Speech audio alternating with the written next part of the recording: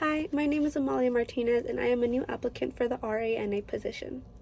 The first prompt asked was, as an RANA, one common role is hosting events for residents. In this scenario, you are working with two fellow RAs. The deadline is approaching and your peers have not completed their tasks.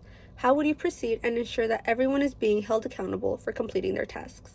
So for this scenario, I would ensure to communicate with my fellow RAs. I would approach them in a completely non-confrontational way to understand why their tasks aren't complete. Once I understand their perspective, I'd work with them to reassign or redistribute tasks if needed. For example, if they are overwhelmed, I might suggest, let's divide up what's left to make sure everything gets done in time. I can take X and you can focus on Y and things like that. If the deadline is critical and fast approaching and tasks remain incomplete despite my efforts to collaborate, I'd step in to ensure the event's success if needed to be done by myself. While I do my best to avoid overstepping or taking over entirely, my priority would be to serve the residents and uphold my responsibilities. If lack of accountability continues after the efforts are done to accomplish our tasks, I would bring this to a supervisor in a professional manner and find a way to a solution. The second prompt is, as an RANA, you may be in situations where you have to engage in uncomfortable conversations around breaking policies, roommate agreements, or other conflicts. Please give an example of a time when you engaged in a conflict or difficult conversation. How did you manage the situation, and what was the resolution? How could this experience help you support residents navigating conflict or difficult conversations? So there's a difficult conversation that always comes to mind when this prompt gets asked. I am a seasonal associate at PetSmart in my home city, and there have been many times where I would have to have uncomfortable conversations with unhappy customers. The one that sticks out to me is where there was an unhappy pet parent trying to get our salon to take her dog for nail trimming and groom. The customer is a repeat customer, but no one in our salon really likes to take the dog because the customer has a history of being difficult to work with and is always unhappy with the work done. So then the customer came to me. I was the cashier at the time, so I was the only person up at the front. And after being turned away from the salon, she began to raise her voice, upset at the situation. I took a look at the pet and it desperately needed to be taken care of. The fur was matted and the nails were overgrown.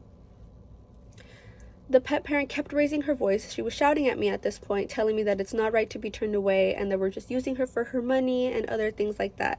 She was becoming very animated too, using her hands. And I managed to remain calm in the situation and would tell the customer that I understand her frustration because 80% of the time, many of the customers, they just want an employee to listen to them and validate their feelings. I quickly tried to come up with a solution, offering maybe other salons in the area, but the customer kept claiming that this is the only salon that she would take her pet to. So I asked her to give me a moment, and I grabbed her a bottle of water while she waited to help her calm her down. And while I went to the salon to see what I could do, I asked the groomers in the salon if anybody would be willing to work with the dog. I completely understood why they didn't want to work with that customer, and if it would help if I handled everything that had to do with the actual person and become sort of a mediator. I would take the dog and bring him into the salon, and when the dog was done, I would be the one to bring him back out to the parent. That way, no one in the salon had to interact with the customer, and the customer would get no opportunity to bully any of the groomers. I asked if anybody would be willing again, but I'd understand if it was still a no. This way, no one would feel forced to say yes. And thankfully, one of the groomers agreed. I went out to let the pet parent know about the agreement, and they also agreed. At the end of the day, neither were forced to work together, and the pet still got their service. The customer was happy, the salon people were happy, and the store still got their sale. I feel like this situation would greatly help guide my conversations with students who might be having a difficult time getting along or having some conflict, because I have learned greatly how to work as a mediator between people, and I can come up with solutions that will benefit both parties.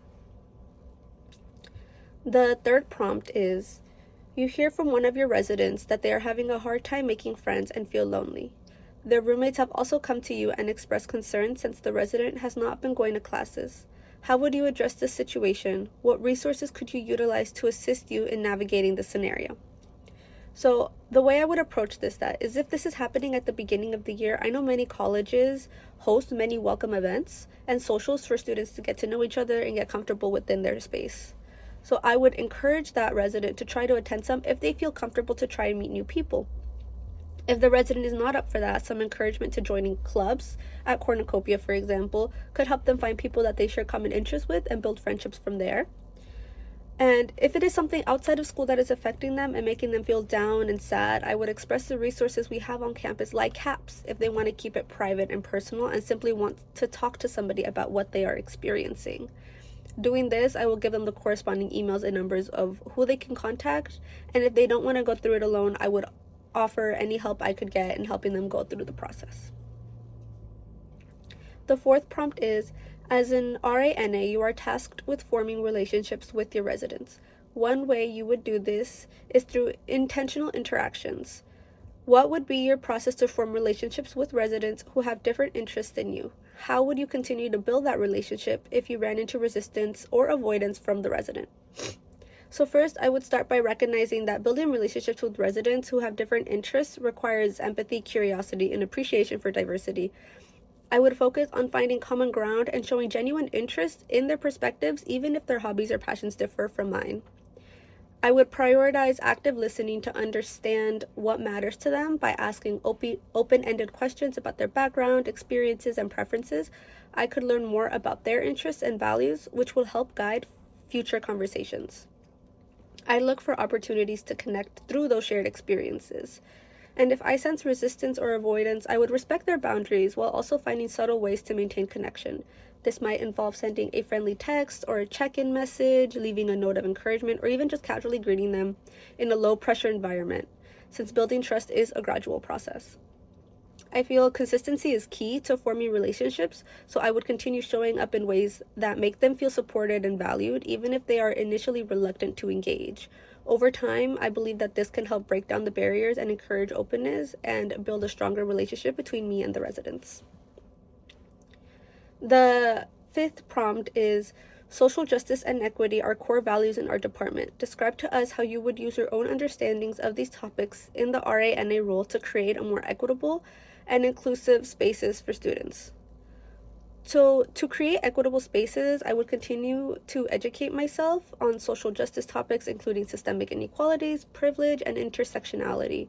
By deepening my understandings, I can better address biases, advocate for underrepresented groups, and facilitate meaningful conversations among the residents. In my daily interactions, I would strive to use inclusive language, be mindful of diverse experiences, and actively listen to the residents' perspectives, which I believe is the most important part, to be able to listen. I would also ensure that my actions reflect fairness and respect, modeling these values for the community. I would be proactive in identifying and addressing barriers to inclusion, such as accessibility issues, cultural insensitivity, and unequal resource distribution. If a resident feels marginalized or unheard, I would listen to their concerns and work collaboratively with the department to resolve the issue. As a person of color myself, I feel like this topic is really, really important. I take it to heart completely, and I believe I could uphold these values greatly. Thank you.